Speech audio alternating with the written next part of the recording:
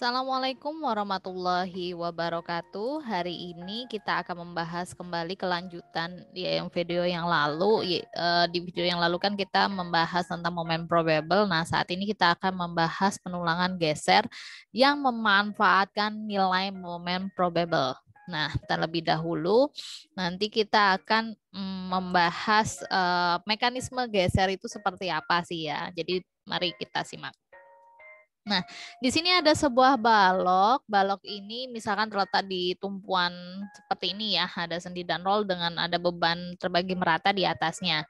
Nah, gambaran ini ya akibat ada beban terbagi merata seperti ini yang kita susun nih, baloknya kita susun ya. Kita susun sebagai satu balok. Itu ada dua jenis balok ya kita susun. Maka akibat ada beban itu balok ini akan bergerak sendiri-sendiri ya. Ini akan ada pertemuan di mana yang bagian atas itu mengalami desak ya. Ini balok yang ini di bawah ini tapi serat atasnya mengalami desak, kemudian di pertemuan yang ini balok yang kedua serat bawahnya mengalami tarik. Jadi akan ada perlawanan tegangan geser yang terjadi akibat adanya dua balok ya, yang akibat ada pembebanan ini balok susun seperti ini.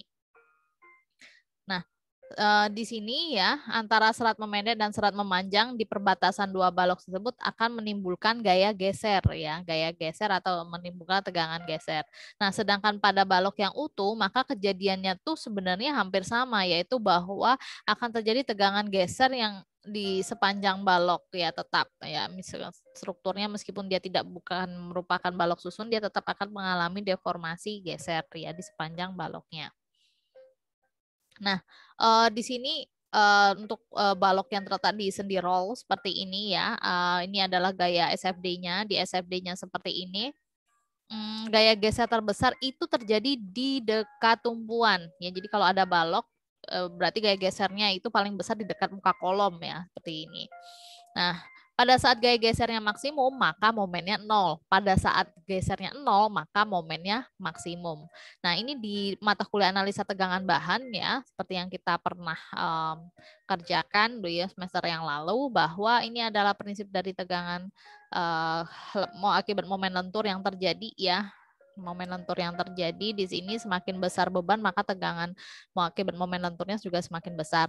Nah, sedangkan yang di ini akibat diagram geser ya, tegangan geser yang terjadi. Nah, pada saat gaya gesernya maksimum di sini, maka momennya sama dengan tegangan lentur, momennya sama dengan 0. Pada saat tegangan lenturnya maksimum, maka tegangan gaya gesernya sama dengan 0.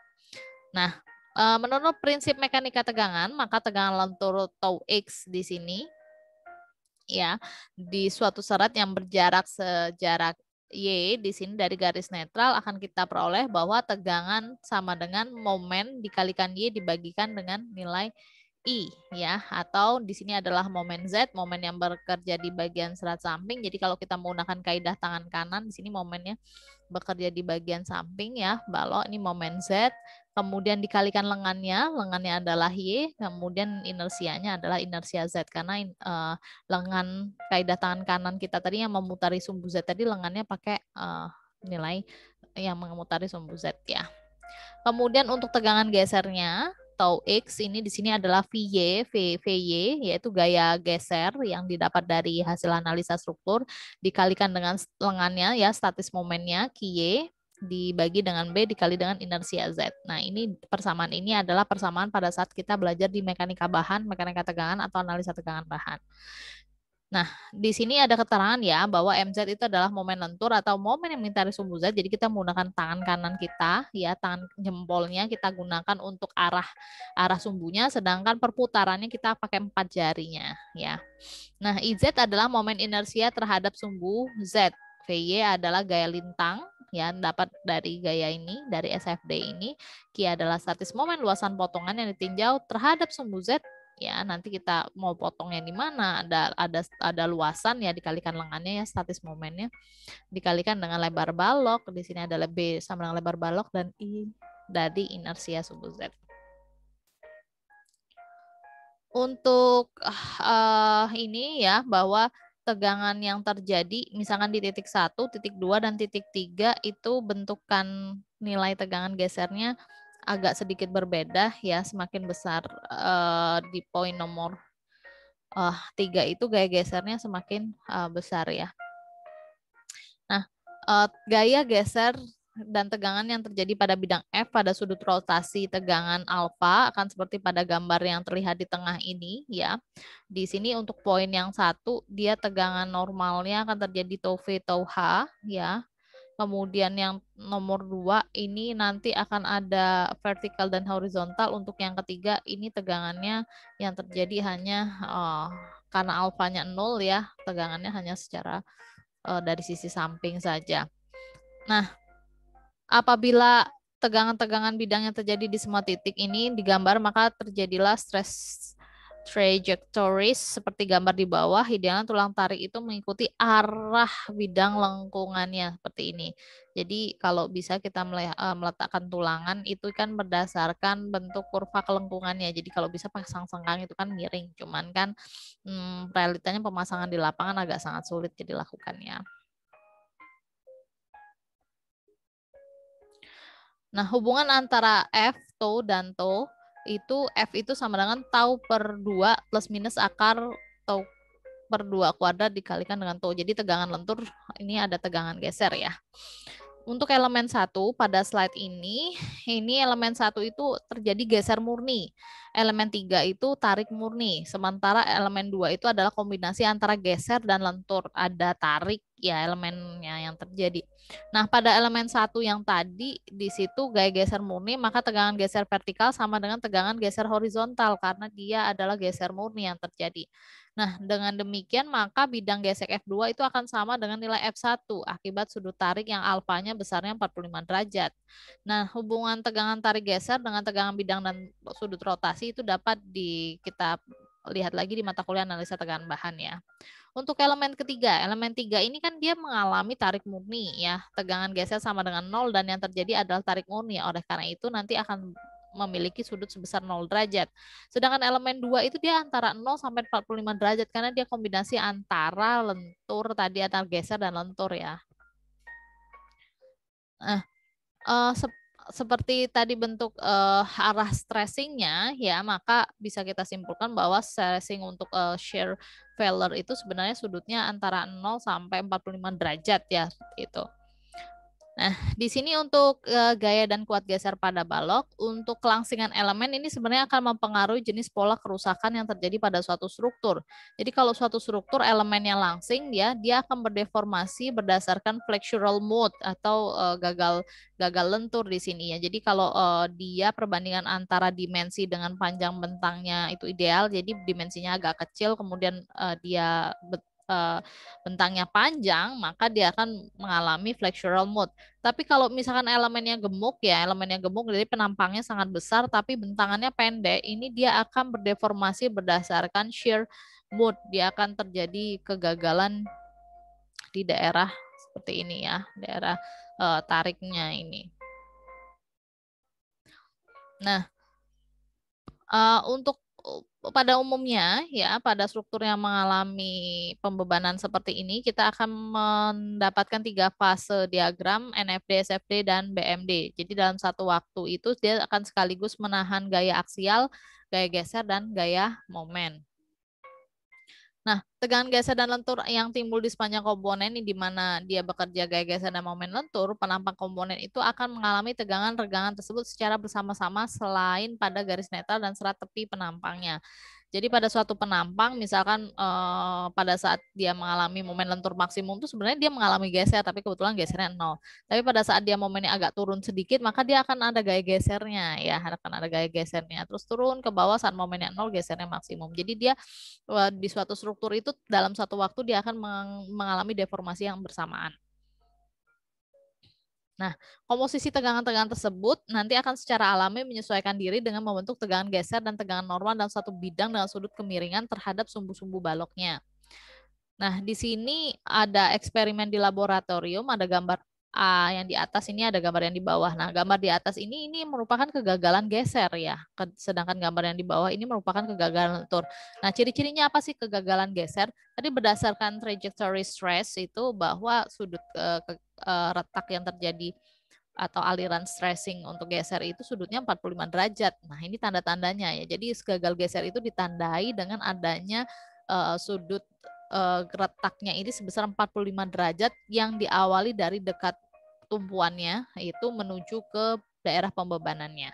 Sedangkan daerah lentur itu dia terjadi di tengah bentang dan arahnya adalah hampir vertikal ya, hampir vertikal, arahnya hampir vertikal. Nah, sebenarnya apa sih yang perlu kita bahas di sini? Kenapa dibedakan antara kegagalan akibat geser dan kegagalan akibat lentur? Nah, akibat adanya gaya geser dan momen torsi, balok akan mengalami tegangan geser ya, sampai dengan suatu porsi tertentu tegangan geser itu dibebankan kepada beton. Selebihnya nanti geser itu akan diserahkan ke sengkang yang berupa tulangan yang memang dikhususkan untuk menahan gaya geser. Oleh karena gaya geser yang besar itu bisa juga terjadi di tengah bentang. Misal akibat adanya beban terpusat yang sangat besar, maka tinjau geser harus dilakukan di sepanjang bentang balok. Jadi ini tergantung dari analisa strukturnya. Kebetulan kalau di sini dia pembebanannya semuanya 2-point load sehingga bisa dipastikan bahwa kalau di bagian ini ya, di bagian ini momen maksimumnya akan terjadi di bagian sini dekat dengan tumpuan ya, sejarah dari beban ke apa namanya momen terbesarnya terjadi di bagian tengah bentang, sedangkan gaya gesernya terjadi di dekat tumpuan ya. Nah, jadi adik-adik nanti dilihat lagi di analisa strukturnya ya untuk 2-point load. Kegagalan geser pada umumnya didahului dengan retak pada beton akibat kuat tarik terlampaui, sehingga tegangan utama tarik akan bersifat mendadak, retas atau brittle. Ya, jadi kita tidak boleh mengalami kegagalan geser sama sekali ya, karena akan terjadi secara mendadak. Jadi kalau misalkan dilihat, nah ini coba kita gambarkan bentuk bending momennya ya.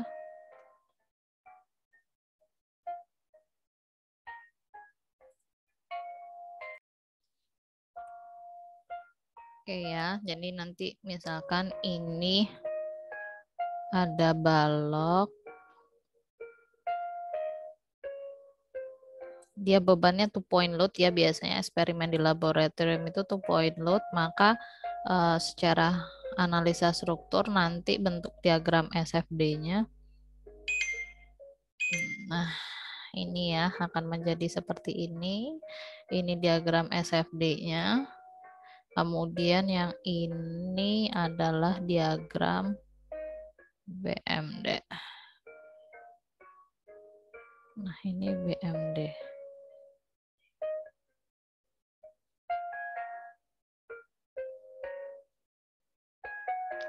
Nah, akibat adanya bentuk struktur yang seperti itu, maka kegagalan geser ya, ini kan gaya gesernya maksimum ada di dekat tumpuan. Ya, maksimum derajat tumpuan, maka di gambar ini juga kegagalan atau pola retaknya itu terjadi di daerah dekat dengan tumpuan ya, sampai dengan adanya beban di sini. Nah, kemudian letak ciri-ciri lainnya kegagalan geser itu dia bersudut hampir 45 derajat. Nah, sedangkan untuk lentur, kegagalan lentur itu karena momen maksimumnya terjadi di bagian tengah bentang, maka dia akan mengalami retak-retak di bagian tengah bentang dan dia cenderung bentuknya adalah vertikal ya, atau hampir sudutnya hampir 0 derajat lah gitu. Nah, ini hampir vertikal dia bentuknya seperti ini ya, 90 derajat. Nah, sehingga ada perbedaan bentuk kegagalan ya berdasarkan diagram eksternal SFD, BMD dan NFD.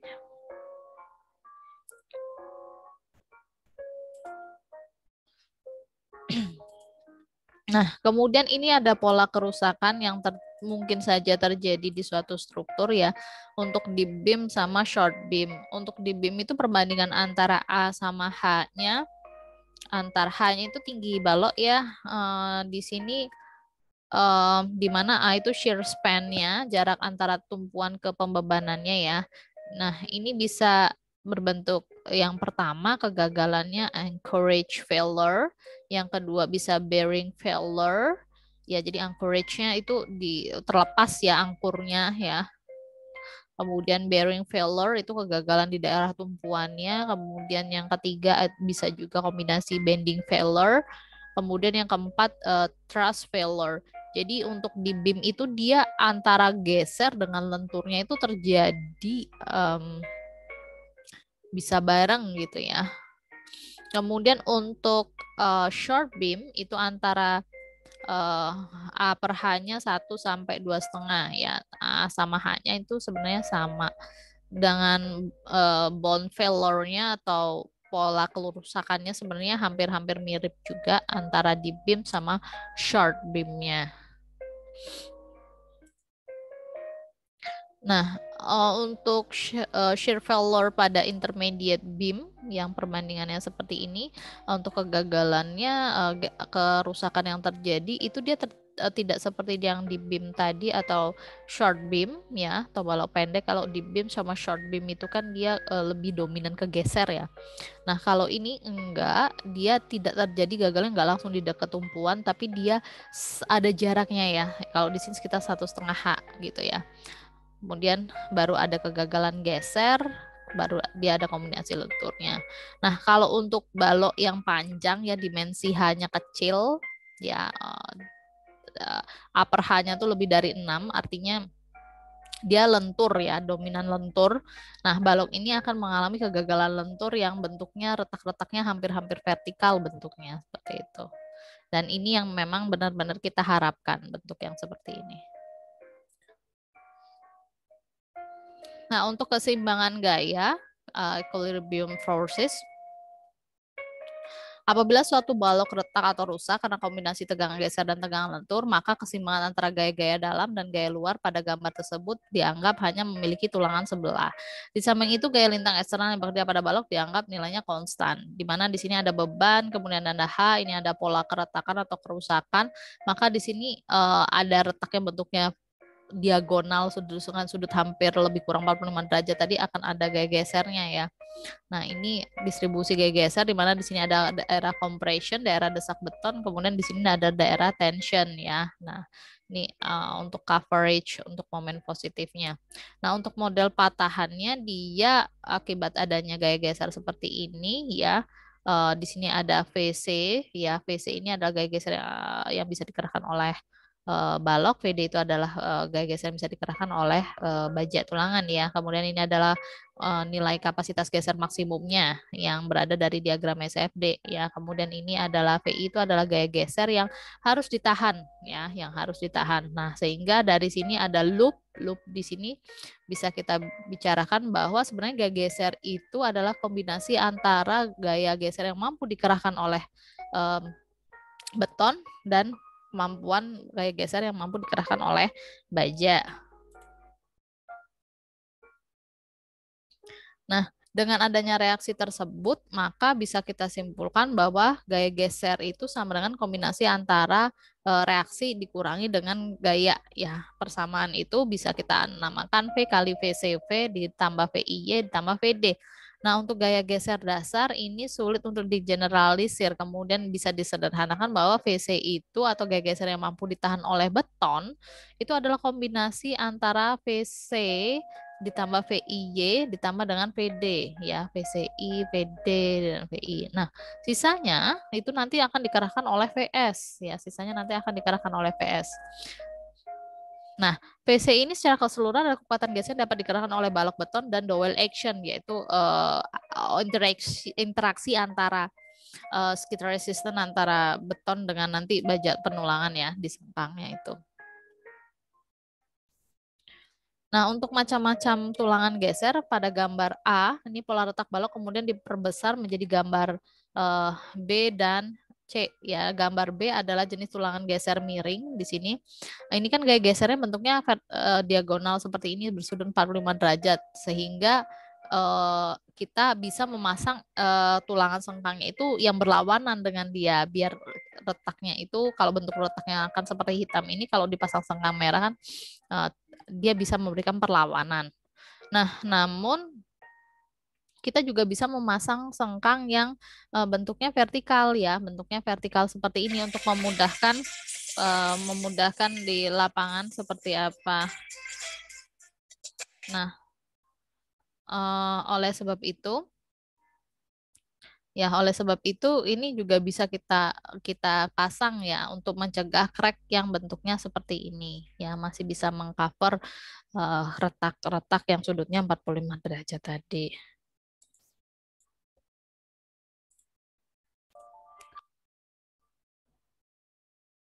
Nah, untuk perencanaan balok di sini pada tingkat beban tertentu dengan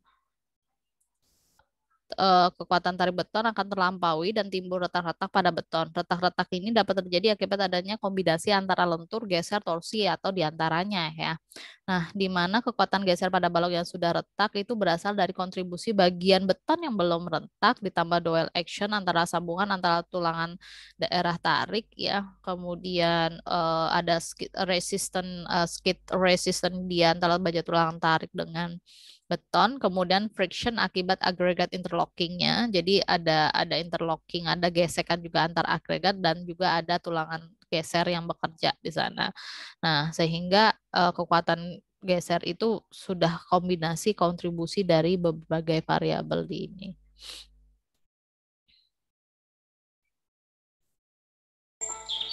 Nah, gaya-gaya dalam pada balok pada umumnya ini akibat pembebanan yang terjadi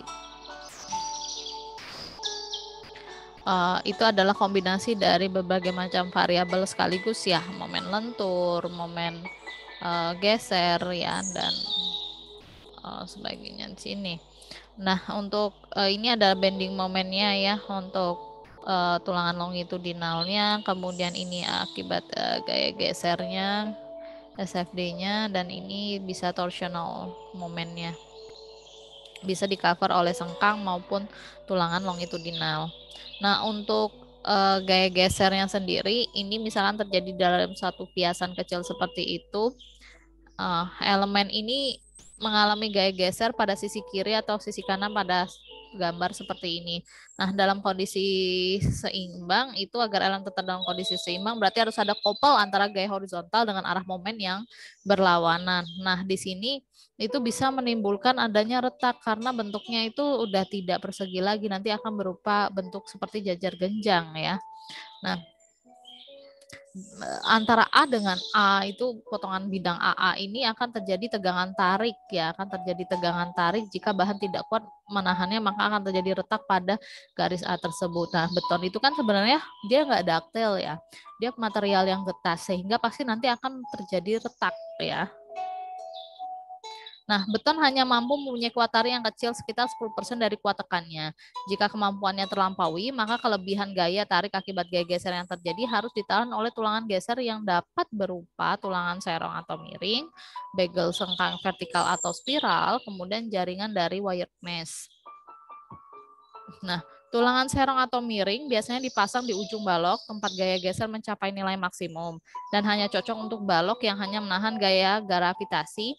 Tulangan miring merupakan tulangan geser yang paling efisien karena arahnya sesuai dengan arah gaya tarik yang terjadi akibat geser. Sedangkan tulangan sengkang hanya akan menahan gaya tarik komponen vertikal dari gaya tarik miring yang terjadi. Komponen horizontal dari gaya tarik miring terjadi akan dilimpahkan kepada beton dan tulangan longitudinal. Namun, tulangan sengkang atau bagel vertikal ini mampu menahan gaya geser yang berubah arah, misalnya akibat beban gempa atau angin. Nah, untuk diameter sengkangnya ini biasa dibatasi kurang dari 12 mili dan dibuat dari baja tulangan dengan mutu baja itu kurang dari 420 MPa dengan akar efasiensi yang digunakan dalam analis dan desain geser tidak boleh melebihi 25/3. Jadi itu beberapa syarat atau ketentuan yang harus kita penuhi agar desain kita itu aman dan memenuhi kaidah strong column weak beam dan sistem rangka pemikul momen khusus. Nah, menurut SNI ini baik itu di pasal 2000 SNI 2847 2019 maupun 847 2019 ya, ini sama bahwa gaya geser yang mampu dikerahkan oleh beton itu nilainya 0,17 akar efasiensi kali BW kali D. Di mana BW itu adalah lebar baloknya, kemudian dia adalah tinggi efektif betonnya ya, tinggi efektif baloknya yang berasal dari blok desak beton sampai dengan titik berat tulangan tarik. Kemudian efficiency itu adalah mutu beton. Nah, untuk gaya geser yang harus didukung penampang balok akibat adanya beban luar, ini berdasarkan SNI 2847/2019 di pasal 18652, itu bahwa VFN itu harus lebih besar daripada VU-nya. Ya, jadi gaya geser desain itu harus lebih besar daripada gaya analisa struktur yang dibutuhkan, gaya geser analisa struktur yang dibutuhkan. Di mana FN itu adalah merupakan gaya geser yang mampu dikerahkan oleh beton ditambah dengan gaya geser yang mampu dikerahkan oleh sengkang. Di mana nilai Fs itu berarti dari sini bisa kita peroleh PU per V dikurangi dengan nilai VC. Di mana nilai V-nya sendiri berdasarkan SNI itu nilainya adalah 0,75. Ini untuk penampang geser. Nah, dari sini kita bisa memberikan perumusan bahwa PS itu adalah AV dikalikan FY dikali H dibagi dengan nilai S. Nah, itu harus lebih besar daripada VU per V dikurangi VC tadi adalah 0,17 kali akar F aksen C kali B kali H. Nah, untuk SNI di pasal 18652 itu VC itu bisa diasumsikan sama dengan 0 bila memenuhi kedua dari A dan B ini. Jadi bila memenuhi dua persyaratan di bawah ini. Gaya geser akibat gempa yang dihitung mewakili setidaknya setengah kekuatan geser perlu maksimum dalam bentang tersebut dan gaya geser terfaktor PU termasuk pengaruh gempa kurang dari AG F aksen C per 2. Jadi maksudnya di situ adalah VC bisa sama dengan 0 bila VE-nya itu lebih dari gaya gesernya ya gitu. Kemudian terkait yang B ini adalah gaya aksialnya. Nah, sehingga jika VC-nya sama dengan 0, berarti AV dikalikan dengan FYS dikalikan D dibagi S itu lebih besar dari VU per V. Di mana AV itu adalah luas tulangan sengkang yang kita gunakan, kemudian FYS itu adalah kuat leleh baja tulangan sengkang yang kita gunakan. D adalah tinggi efektif tinggi efektif betonnya. Balok betonnya, kemudian S adalah jarak sengkang, dan PU adalah gaya geser yang dibutuhkan dari analisa struktur. Nah, untuk SNI sendiri mensyaratkan di daerah sendi plastis balok itu tidak boleh ada yang melebihi nilai di bawah ini ya, tidak ada yang boleh melebihi nilai di bawah ini. S itu harus kurang dari D per 4 dan dia harus kurang dari 6 kali diameter tulangan lentur. Kemudian dia juga harus kurang dari 150 mili. Nah, untuk daerah luar sendi plastis, S-nya sendiri itu harus syaratnya adalah D per 2. Nah, sengkang pengekang pertama harus ditempatkan tidak lebih dari 50 mili atau 5 cm. Jadi sengkang pertama itu letaknya adalah 5 cm dari tepi kolom ya. Nah, spasi sengkang tidak. Kemudian dia nilai terkecil ini ada di SNI ya, D per 4 itu ini 6 kali diameter kecil, kemudian 150 mili. Ini jarak yang ada di SNI 2019. Sedangkan gambar yang ini adalah jarak yang ada di SNI 2013. Jadi yang kita gunakan itu ada yang ini ya. Nah, untuk sengkang tertutup itu terdiri dari dua buah tulangan, yaitu sengkang yang diikat gempa pada keduanya dengan silang. Nah, ini bisa menggunakan variabel detail A ataupun kombinasi antara detail B dan detail C yang kita letakkan dia bersilangan kaitnya. Dia nggak boleh silangnya itu semuanya menghadap ke arah yang sama, karena itu beresiko terbelepasnya kait sengkang ya. Nah, untuk kuat geser pada komponen struktur lentur, ini nilai kuat geser perlu VE itu adalah kombinasi daripada momen probable yang merangka di kiri dan di kanan balok. Ya, ini momen probable yang merangka di kiri dan kanan balok. Nah, perlu diketahui bahwa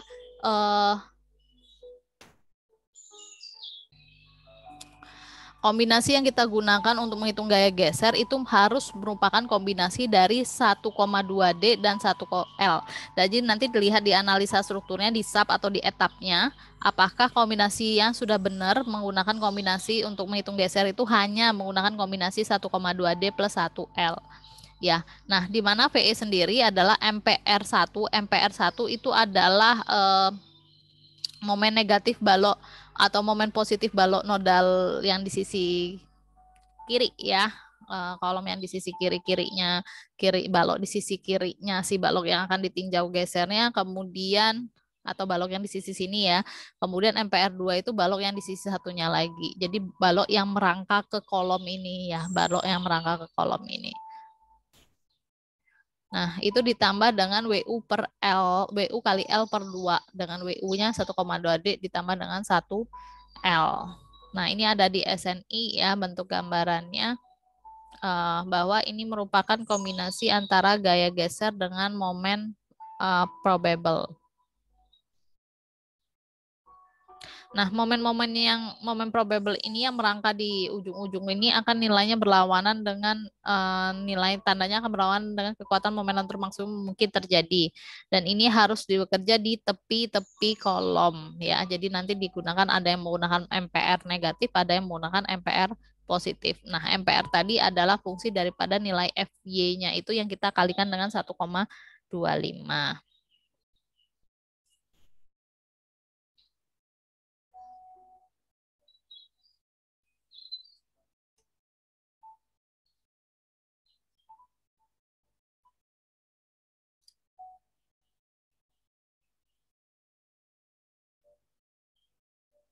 Nah, gaya lintang akibat beban gempa, ini gempa bumi akan menyebabkan momen-momen pada balok. Tanda momen balok positif, negatif akan tergantung pada arah gaya gempa. Jika arah gempa ke kanan, maka ujung balok kiri akan mengalami momen positif ya. Jadi jika arah gempanya berkebalikan juga nanti arah momennya juga berkebalikan ya. Seperti ini dari kiri ke kanan, maka yang di sisi kanan nodal J dan dia mengalami negatif, nodal I-nya positif.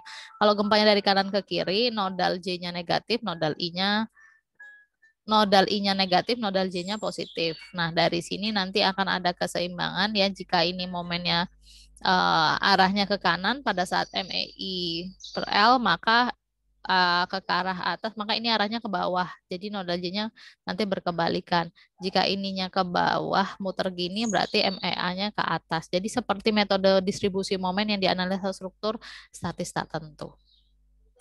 Ya, nah untuk akibat ada gempa dari kiri, maka dia bisa shear force to earthquake-nya itu negatif. Kemudian akibat gempa dari kanan ke kiri, dia bisa bertanda positif. Nah, gaya geser dari selanjutnya akibat beban gravitasi itu fungsi daripada 1,2 QD plus 1 L nanti dibagi dengan 2 ya. Kemudian gaya geser akibat momen primer itu adalah M1 min M2 dibagi dengan L. Kemudian gaya geser akibat momen kapasitas itu atau momen probable adalah MPR plus MPR ya, MPRI plus MPR kanan dibagi dengan nilai L. Nah, ini nanti akan ada penggabungan bisa plus bisa min daripada variabel gaya geser gravitasi maupun gaya geser akibat beban gempa. Nah, gambar gaya geser gabungan ini bisa akibat gaya geser akibat gempa kecil, dia akan kalau gempanya kecil dia akan lebih didominasi oleh gaya akibat gravitasi saja, bentuknya akan seperti ini. Kemudian apabila gaya geser akibat gempanya kecil untuk gaya gempa sebelah kanan ya dari kanan ke kiri, maka dia akan bentuk bidang gesernya akan berbentuk seperti bawah ini. Jadi akibat gaya gempa dari kiri ke kanan, maka gaya geser yang besar berarti ada di ujung kanan ya kalau gempanya dari kiri ke kanan. Tapi kalau gempanya dari kanan ke kiri, ya seperti ini dari kanan ke kiri, maka gaya geser paling besar itu terjadi di sisi kiri. Kemudian gaya geser akibat beban gempa pada analisa struktur, baik beban gravitasi maupun beban gempa, setelah dilakukan redistribusi momen, maka momen ultimate balok dapat ditentukan. Langkah selanjutnya adalah desain balok sampai dengan menentukan momen kapasitas balok, baik MCAP maupun MCAP positif maupun MCAP negatif. Di sini MCAP ini sih masuknya adalah momen probable ya. Gaya geser balok akibat beban gempa nanti akan ditentukan berdasarkan kombinasi antara gaya gempa maupun gaya akibat gravitasi. Gaya gempanya PE itu adalah momen probable positif ditambah momen probable negatif dibagi dengan panjang bentang baloknya. Nah, fungsi utama tulangan geser menurut Nawawi itu dia bisa menahan sebagian besar gaya geser atau gaya geser eksternal. Dia menahan berlajunya krek ya dan memegang tulangan pokok, tulangan desar dan tarik agar tetap pada tempatnya dan membentuk sistem pengekangan confinement pada beton agar tidak terjadi retak. Jadi dia mengekang beton inti. Menahan tulangan pokok desar agar tidak terjadinya buckling dan meningkatkan pemeliharaan daktilitas potongan. Nah, jika di sini ada sengkang ya di daerah-daerah Pak, kan kita tadi berdasarkan eh, balok SFD tadi ya gaya geser itu paling besar terjadi di dekat tumpuan. Maka kalau bisa kita lihat di sini dekat tumpuan itu sengkangnya jauh lebih rapat dibandingkan bagian daerah tengah bentang ya karena memang FS-nya baik itu dari kombinasi gempa maupun gravity load aja memang di bagian ujung-ujung itu memang sangat besar nilainya di sana. Dan ini biasanya kita kekang dengan sengkang yang cukup rapat. Kemudian di bagian sini karena dia eh, gaya geser itu bisa dikombinasikan atau di cover dengan gaya geser atau kontribusi antara gaya geser beton itu kita perhitungkan, maka dia jaraknya akan tidak serapat di daerah yang dekat tumpuan. Nah, daerah ini yang dekat tumpuan ini kita 2H ini kita sebut daerah sendi plastis. Nah, kemudian ada istilah panjang sendi plastis di sini. Panjang sendi plastis itu kan nilainya 2H. Kenapa ditetapkan 2H? Karena memang secara eksperimen atau berdasarkan kegagalan-kegagalan yang terjadi di real itu sepanjang 2H, 2 kali dimensi penampang, tinggi penampang, itu akan terjadi kerusakan yang atau gaya geser terbesar itu terjadi di sana ya. Sehingga ini contohnya adalah terjadinya sendi plastis di sini daerah geser yang sangat besar terjadi di ujung ini, maka kita lihat bahwa tulangannya sudah menggelembung ya, sengkangnya terlalu kecil sehingga dia tidak cukup menahan kekuatan yang ada di tulangan longitudinal. Nah, ini contoh desain tulangan geser balok. Ini bisa diketahui ada dimensinya, ada kita menggunakan L-Neto. L-Neto ini bentang bersih ya, harus menggunakan bentang bersih. Itu adalah panjang baloknya dari as ke as dikurangi dengan setengah dari dimensi kolom kiri sama kolom kanan. Kemudian ini gaya geser akibat beban mati, kita dapatkan kombinasinya ini. Kemudian ini akibat gaya geser kombinasi beban hidupnya, ini kita dapatkan seperti ini. Kemudian kita berdasarkan code itu kan harus gaya geser akibat gravitasi itu nilainya 1,2D plus 1L. Nah, sehingga ini 1,2 kali 107,58 ditambah 23,87 itu dapatnya nanti 152,96. Sedangkan 161,94 itu diperoleh dari 113,8 kali 1,2 ditambah dengan 25,38. Nah, kemudian diketahui momen probable-nya tadi ya di soal MPR plus sama MPR min sehingga didapat FVE nilainya 84. Dari sini kita bisa melihat nilai VU-nya. Ya, nilai VU-nya kita kombinasikan di sini 161 itu ditambah dengan 84, kemudian bagian bawah itu 152 itu dikurangnya 84 sehingga dapatnya 68. Jadi kalau kita tuliskan di sini notasinya sebenarnya ini plus ya, ini plus, ini min. Nah, kalau plus sama plus kan saling menjumlahkan sehingga ini angkanya besar ya, 161,94 itu ditambah dengan 84 sekian-sekian. Sedangkan yang di bagian bawah ini kan dia bagian bawah ini dia yang satu negatif, yang satu positif, berarti saling mengurangi nilainya sehingga di sini diperoleh nilai 68. Ya. Nah, kemudian untuk desainnya dalam sendi plastis itu nilai dari persamaan bisa kita peroleh bahwa PS itu sama dengan PU per P dikurangi dengan nilai VC ya. Kita inputkan nilai PU-nya tadi yang paling besar dari hasil diagram yang di sebelah 246,815 dibagi dengan nilai P-nya dikurangi dengan 0. Kenapa dianggap 0? Karena tadi gaya gesernya lebih besar daripada gaya PU-nya ya. FVE-nya lebih besar dari PU, kemudian gaya aksialnya dikontrol dia lebih dari 20 F kali AG. Kemudian ini kita dapatkan sengkangnya 3D 10 jaraknya 100. Jadi kita tentukan dulu sih sebenarnya kita mau pakai sengkang diameter berapa, terus kakinya berapa. Nah ini rumusnya ya. Ini persamaan yang digunakan untuk menghitung geser sengkang yang dibutuhkan. Nah, untuk daerah luar sendi plastis tadi kita harus tahu dulu nih menggunakan perbandingan segitiga. Ini kan jaraknya total dari ujung ke ujung 7,3. Kemudian di sini ada nilai X, kemudian di sini 7,3 dikurangi X. Nah, dari sini juga kita sudah dapat apa nama ini kan ada intersection perpotongan ya. Dari sini kita ambil 7,3 min X itu dapatnya 5,722. Dari situ kita harus tahu 2H-nya berada di mana. Nah, ini di sini itu nilainya berapa sih? Ternyata 203,68. Nah, yang kita inputkan itu adalah nilai ini nih 203. Tapi di sini untuk luar sendi plastis itu boleh digunakan nilai VC. Ini kita inputkan nilai VC-nya ya, sehingga didapatkan sengkang 2 kaki dengan jarak 125 mili.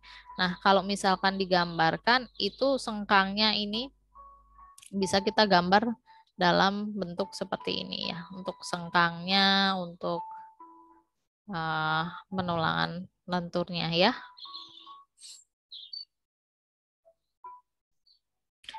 Oke, sekian untuk video hari ini. Thank you for watching this video. Sampai berjumpa lagi di sesi berikutnya. Assalamualaikum warahmatullahi wabarakatuh.